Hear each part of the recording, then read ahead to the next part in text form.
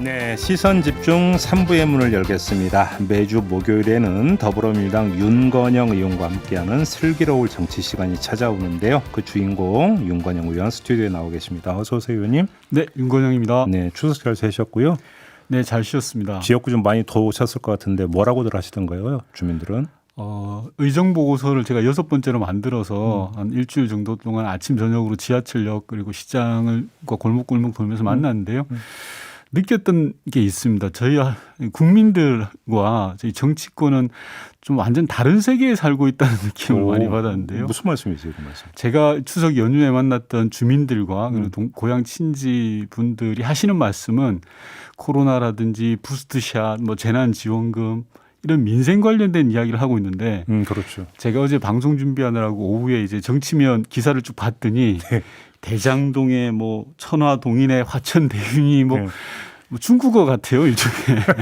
그게 주역에 나오는 용어라고 맞습니다, 그러던데요? 맞습니다. 너무 생경한 목소리들이 많아서 스스로에 대한 반성이기도 한데 정치권이 여전히 국민들의 마음을 못 읽고 있는 건 아닌가라는 생각들을 많이 하게 됐습니다. 그러니까 이제 대통령 국정수행 지지도 조사에서 보면 이제 긍정평가, 부정평가 요인을 쭉 보면 항상 1, 2, 3위는 대부분이 정치 사안이 아니라 민생 사안이더라고요. 맞습니다. 그게. 지금 정치권이 하고 있는 것들이 얼마나 국민들이 원하고 필요로 하는 건지 의문입니다. 솔직하게. 그러니까요. 근데 문제는 사실은 지금 의원님께서 말씀을 꺼내셨으니까 대장동 개발 의혹 사건은 이게 이제 어찌 본다면 지금 정부의 이제 가장 큰 어떤 부담이고 또 민심을 요동치게 만드는 요인이 부동산 요인하고 겹쳐 있어서 악재 아니냐, 민주당 입장에서 이재명 또 후보 입장에서는 이런 이야기를 많이 하던데, 의원님은 지금 이 의혹 사건의 성격을 어떻게 읽고 계세요? 우선 쉽게 나눠보자면 이재명 후보 측에서는 당시 이명박 대통령이 공공개발을 못하게 막았다. 그래서 어쩔 수 없이 민간개발을 했고 그 과정에서 5,500억의 투자 수익을 환수했다. 따라서 택지개발의 모범 사례다라고 주장을 하고 있고요. 공공개발과 민간개발이 믹스된 복합개발이었죠. 반면에 경쟁을 하고 있는 이낙연 후보 측은 좋아, 이재명 후보는 신뢰할 수 있다고 치자. 하지만 사업자 선정 과정과 막대한 투자 수익이 나는 이 구조에 대해서는 철저하게 조사를 해보자라고 하고 있는 것 같고, 야당은 한마디로 특혜 의혹으로 점철된 게이트다. 이렇게 정치 공세를 파상적으로 펼치고 있는 것 같은데요. 전 다른 건 모르겠지만 야당이 이런 말을 할 자격이나 있는가 싶습니다. 우선 왜요? 첫 번째로 이명박 대통령이 당시에 뭐라고 했냐 그러면 투자 수익은 민간에게 돌려라. 공공개발을 하지 말아라라고 하는 사실상의 지시까지 내렸거든요. 그때 그랬었나요? 맞습니다. 따라서 이번 사건의 원인 제공자는 지금의 국민의힘 당시 이명박 대통령에 있다라는 거고요. 두 번째로는 이 대장동 사업과 관련한 등장인물들 를 살펴보면 예컨대 곽상도 의원의 자제분은 7년 동안 그 회사에 다녔다는 거고 막대한 수익을 남긴 회사에, 그리고 국민의힘 소속 원유철 전 의원은 그 회사에 고문으로 있으면서 막대한 월급을 또 받았다는 거고요.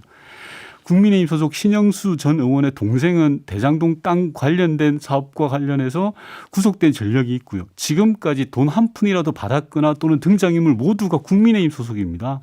따라서 국민의힘은 그런 주장을 할 자격이 없다라는 말씀을 먼저 드리면서 한마디로 방귀 낀 사람이 성내는 꼴인 그런 상황이 벌어지고 있다고 봅니다. 근데 좀 이제 사람들이 이렇게 분석하더라고요. 결국은 화천대유 쪽에서 보험 든 거 아니냐. 다시 말해 여야 이제 모두를 망라해서 전부 다 이제 어떻게 관계를 맺음으로써 만일의 사태에 대비한 보험용 아니냐, 이런 식으로 분석하는 사람들이. 보험용이라면 벌써 양쪽 다 이름이 등장해야 되는데 등장인물이 지금 국민의힘밖에 없지 않습니까? 그런데 예를 들어서 보수 언론 같은 당시로만 경우는 보더라도요. 이 사업이 본격화된 게 2014, 15년이라고 하면 이명박근혜 정부 시절입니다. 그렇죠. 그러면 이걸 지금 말씀드렸던 등장인물들 원유철 의원, 곽상도 의원, 신영수 의원, 이 모든 분들이 국민의힘 소속이거든요. 그런데 예를 들어서 이재명 지사의 선거법 위반 사건에 주시를 맡았던 대법관이 여기에 또 연결됐다, 이런 식으로 이제 계속 부각시키는 시각은 어떻게 보십니까? 그러니까 그런 부분들은 실체적 진실을 규명해 나가는 과정인데요. 저는 정치 공세로 몰아갈 게 아니라 차분하게 진실을 밝힐 일이다라고 보는 겁니다. 그러면 김종민 의원 같은 경우는 수사가 필요하다라고 입장을 밝히지 않았습니까? 같은 당인 김종민 의원은 이런 입장을 밝혔는데 어떻게 평가를 하세요? 앞서 말씀드린 것처럼 이낙연 후보 측은 이재명 후보의 결백은 믿겠다. 하지만 사업자 선정 과정과 이 과도한 수익이 난 구조에 대해서는 조사를 해보자라는 거고요. 이재명 후보도 검찰 경찰의 수사는 스스로 하자라고 이야기를 한 상황이거든요. 먼저 고발을 했죠. 예, 고발도 먼저 했고요. 네. 따라서 그런 부분들은 이견이 없다라고 생각합니다. 근데 지금 국민의힘은 그 검찰 수사를 넘어서 특검을 주장을 하지 않습니까? 네. 특검 주장은 어떻게 받아들이세요? 저는 이번 사안의 진실을 규명해야 된다는 것에 대해서 누구도 이견이 없을 거라고 생각합니다. 다만 실체적 진실을 규명하는데 어떤 수단이 동원돼야 될까 하는 부분은 토론의 영역이라고 생각합니다. 지금과 같이 정쟁으로 날밤을 샐 일이 아니라 네. 어떤 길이 진실을 규명할 길인가를 살펴봐야 된다고 생각을 합니다.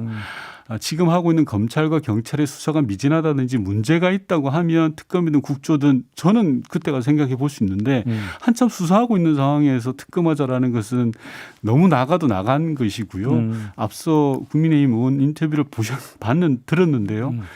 좀 논리적으로 맞지 않는 그런 상황이고 한마디 더 말씀드리면 윤석열 후보의 고발 사주 의혹에 대해서는 왜 아무 말도 하지 않습니까? 차원이 다른 거라고. 차원이 다르긴 예를 들어서 제가 좀 비교를 해보면요. 네. 대장동 사업과 고발 사주 의혹은 정말 비교 불가합니다. 차원이 다릅니다. 차원이 다른 이유로 제가 역으로 설명을 해드리면요. 예. 우선 대장동 사건은 팩트가 아직까지 드러난 게 없습니다. 여러 가지 설만 있고요. 반면에 고발사주 의혹은 검찰의 고위 간부가 야당 정치인에게 고발장을 전달했다는 것이 사실상 사실로 드러나고 있습니다. 팩트가 존재하죠. 두 번째는 조사에 대한 태도입니다. 국민의힘과 민주당의 조사에 대한 태도. 앞서 말씀드린 것처럼 이재명 후보를 비롯한 민주당은 조사하자. 검경의 수사를 받자라고 하는 거지만 국민의힘은 압수수색에 대해서 야당 탄압이라고까지 하지 않았습니까? 네. 그리고 세 번째로는 대장동 사업과 관련해서는 아직까지는 사적 이익을 취했다라는 부분이 드러나 있지 않습니다. 이재명 후보가? 이재명 후보 측이든 예. 다만 오히려 국민의힘의 인사들이 사적 이익을 많이 취했죠. 박상도 의원을 비롯해서 예를 들어 그러나 고발사주 의혹 같은 경우에는 사적 이익을 취했을 걸로 보이는 정황 증거들이 너무나 많습니다. 이렇듯 크게 세 가지 이유에서 비춰봤을 때 네. 대장동 사업과 고발사주 의혹은 비교 불가다라는 말씀을 드리고 의원님께서 지금 그러니까 팩트를 말씀하니까 한 가지 그러니까 저희가 JB타임즈에서도 미처 못 전해드린 오늘 보도 하나를 좀 전해드리면서 이야기를 이어갔으면 좋겠는데 오늘 동아일보가 아침에 보도하기를 네. 그 조성은 씨 있지 않습니까? 제보자. 네네. 조성은 씨가 그러니까 지난해 4월 3일과 8일에 네. 그 텔레가로 전달된 걸 내려받은 다운로드한 기록을 수사팀이 찾았다라는 이런 보도를 했어요. 네. 그러면서 동아일보 해석은 그러니까 이로써 이제 윤석열 캠프 쪽에서 주장했던 사후 조작설은 사실상 이제 그 힘을 잃게 됐다. 네네. 이런 보도를 오늘 동아일보가 내놨다는 점도 좀 전해드리고요. 네. 아무튼 뭐 실체적 진실이 무엇인가의 문제는 떠나서 네. 화두의 측면에서 놓고 본다면 고발사주 의혹 사건이 막 불거졌다가 대장동이 등장하면서 싹 들어가 버렸거든요. 이런 네, 현상은 네. 지금 어떻게 지켜보고 계십니까? 일종의 물타기죠. 그래요? 예. 이번 추석 연휴를 앞두고 국민의힘이 대대적인 대장동 정치 공세를 펼쳤지 않습니까? 예. 국민의힘 목적에서 보면 일타쌍피라고 봅니다. 우선 윤석열 후보에게 둘러싼 고발사주 의혹에 대해서 흐릿하게 만드는 게 하나 있고요. 두 번째는 이재명 후보가 뭔가 문제가 있을 거야 라는 목적을 취할 수 있죠.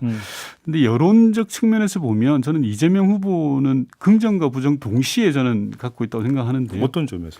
예를 들면 부동산 이슈라는 건 국민적으로 굉장히 민감한 이슈이기 때문에 폭발력이 크죠. 예. 특혜요 그 자체가 이재명 후보에게는 좋지 않습니다. 예. 반면에 긍정적으로 보면 코끼리는 생각하지 마라는 책이 있습니다. 프레임 이야기했던. 예. 이번 추석 연휴 기간 모든 정치 이슈 대부분의 정치 뉴스가 이재명 후보 뉴스로 도배가 됐습니다. 그러다 보니 이번 대선이 이재명이냐 아니냐라는 구도로 가버린 겁니다. 그런 식으로 해석을 하시는 맞습니다. 겁니까? 이런 상황이 이재명 후보 측에서 전 나쁘게 볼 것만은 아니다라는 생각을 하고 있습니다. 그러니까 오히려 이제 그 이재명 후보를 상수로 놓고 나머지 후보들은 이제 거기에 이제 쭉 늘어서 있는 이런 식으로 구도가 짜여져 버렸다. 맞습니다. 정치 뉴스가 추석 기간에 여러 가지가 나왔는데 네. 저는 윤석열 후보나 다른 경쟁 후보들, 국민의힘 후보들 뉴스를 찾지를 못했습니다. 그러면 그것이 국민의힘 후보들과의 관계 이전에 민주당 내부의 경선 구도에 일정한 영향을 미친다고는 해석으로도 연결이 될 수 있는 거 아닙니까? 그 말씀은? 여기서는 조심스러우시죠? 예, 제가 민주당 소속 의원으로서 예, 말씀드리기가 좀 제한적입니다. 그래요. 아무튼 근데 이제 고발사주 의혹 사건은 이제 추석 연휴 끝나면서 뭐 공수처든 검찰이든 수사의 피치를 올릴 거다. 이게 네. 좀 일반적인 전망이기 때문에 수사 결과가 어떻게 나오느냐 이거에 또 좀 달려 있는 것 같은데 맞습니다. 이거 하나만 좀 여쭤볼게요. 아까도 잠깐 언급을 했는데 이게 고발사주 의혹 사건이든 대장동 개발 의혹 사건이든 전부 다 지금 이게 자꾸 수사로 가고 있는 게 네. 선거 국면에서 이게 자꾸 수사를 그다음에 수사 기관을 소환하는 것을 어떻게 평가를 하세요? 원칙적으로는 옳지 않습니다. 예. 예, 정치는 정치 문제로 풀어야 되는 거고요. 예, 예. 다만 실체적 진실을 규명하는 데 있어서 어쩔 수 없이 수사기관의 조력을 받아야 된다라고 하는 것은 저는 필요하다고 생각합니다만 네. 정쟁의 도구가 돼서는 안 된다라고 생각합니다. 근데 뭐 수사 결과도 사실은 본선이 시작되기 전에는 끝내야 되는 거 아닙니까? 맞습니다. 그게 네. 본선에까지 영향을 미치는 거 좀 아니지 않습니까? 맞습니다. 알겠습니다. 이 문제는 이 정도로 좀 가름을 하고요. 또 의원님 워낙 또 이제 그 외교통일위원회 소속이시고 하니까 아까 박수현 청와대 수석하고 잠깐 이야기 나눴던 건데요. 네. 그 문재인 대통령의 종전선언 제안이 있지 않습니까? 네, 네. 이게 조만간 현실화될 가능성이 조금이라도 있다고 보세요. 현실화될 가능성을 차치하고서라도 배경을 좀 먼저 말씀드리면 예. 문재인 대통령께서는 한반도 평화가 필요하다. 그 평화의 문을 열기 위해서 종전선언을 하자라고 했는데요. 평화는 말로만 지켜지는 게 아니거든요. 네. 제도적으로 법적으로 국제적으로 보장받을 때만 평화는 지켜질 수 있다고 생각합니다. 이 종전선언이라는 것은 국제적으로 평화를 보장받는 하나의 카드라고 저는 생각을 하거든요. 네. 그래서 2018년 판문점 선언에서 종전선언 추진을 합의했지만 이후에 후속 조치가 없어서 불발됐던 거죠.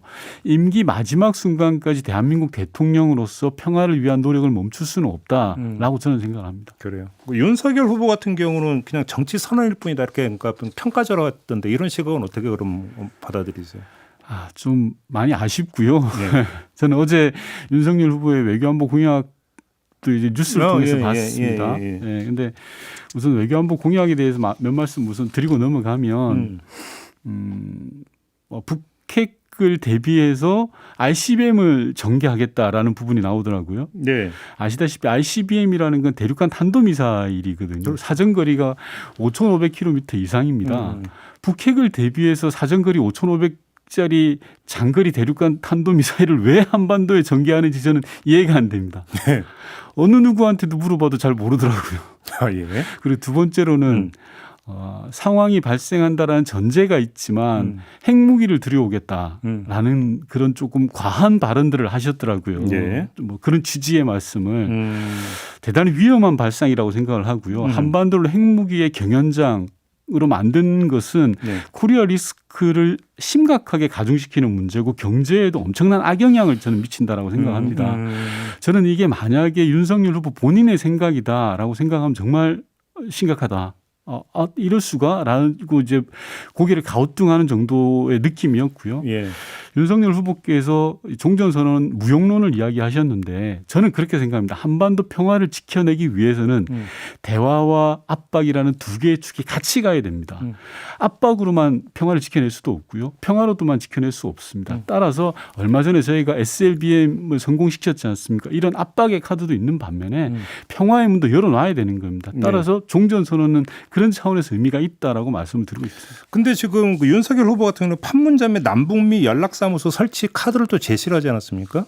그럼 판문점에 남북미 연락사무소가 설치가 되는 것은 종전선언의 결과물로서 어떤 봐야 되는 거 아닙니까? 그림은? 맞습니다. 갑자기 붕 떼어 버린 거죠. 이게 단계적으로 해석이나 접근을 하지 못하고 예를 들어서 이제 남북미 연락사무소라는 게 성사가 가능하려면 북미 간의 대화가 있어야 될 것이고 북미 간의 대화를 열려면 북한을 대화의 장으로 견인을 해야 되고 그러기 위해서는 무엇이 필요한가라는 거거든요. 문재인 대통령은 그런 과정 속에서 자 북한을 대화의 장으로 끌어내는 문이 뭐냐 종전선언이다라고 해법을 제시한 겁니다. 그런데 뭐 제가 타당의 후보라 직설적으로 비난하기 좀 제한이 있습니다만 그것도 공약 가지고요. 방금 말씀하신 것처럼 남북미 연락사무소로 바로 뛰어드는 것은 중간 과정을 생략한 그런 측면이 있는 겁니다. 그렇죠. 근데 아까 조금 전에 그 의원님께 SLBM 이제 평가를 해주셨는데 네네. 북한 평가가 나왔더라고요. 네. 초보적 걸음마 단계 수준이다. 이런 평가를 어떻게 평가하십니까? 우리 대한민국으로 치면 국방과학연구소 소장 정도가 한 이야기입니다. 그런 말들에 대해서 우리 대한민국 언론이 너무 이렇게 뭐 이렇게 평가를 가지고 이렇게 움직이지 않았으면 좋겠고요. 네. 일부 국내 언론에서는 북한 내부용 아니냐라는 이야기도 있더라고요. 그런 걸 잘 감안하셨으면 싶습니다. 북한 내부용이다. 네네. 아, 그러니까 뭔가 괜히 뭐 신경 쓸 필요 없다라고 하는 대내 메시지로 보시는 겁니까? 분명한 것은 저희가 세계 7번째로 SLBM이라는 그런 자산을 성공을 했고요. 네. 그리고 북한의 태도에 대해서 북한이 내놓는 한마디 한마디에 너무 저는 뭐 왔다 갔다 할 필요 없다라는 거고 책임 있는 당국자의 말이라 할지라도 네. 그 의미와 함의를 정확하게 볼 필요가 있다라는 말씀을 드리고 싶습니다. 하나만 더 여쭤볼게요. 네. 지금 그 문재인 대통령이 보리스 존슨 그 영국 총리 만나서 100만 회분의 백신 수합 이야기를 했고 근데 바로 또 베트남에 100만 회분을 지원하겠다라고 또 이야기를 했거든요. 네. 베트남에 갖는 전략적 가치가 그렇게 큽니까? 베트남은 신남방 정책의 핵심 국가입니다. 예. 베트남의 수입 양이 어마어마할 정도로 급성장했고요. 네.